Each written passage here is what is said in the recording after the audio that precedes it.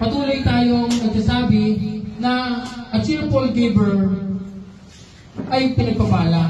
Ang nagbibigay, pinagpapala. Paano kaya mangyayari? Nagbibigay ka na, pinagpapala ka pa.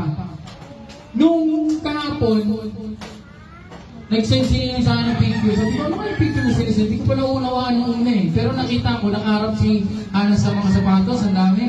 Tapos nakagano, nakatulala si Ana eh. Si Ate Lilia, andun pa, picturing. Ate Lilia, siya may hawak ng sapatos eh. Kala ko, yung siya yung bibili eh. Nakagano, hindi niya abot niya kay ano, kay Hana. Sabi ko, hindi, nakaabutan niya Ate Lilia ng sapatos ha.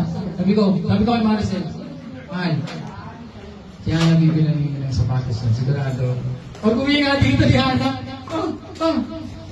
pinapakita sa akin, ginagawa, bakit?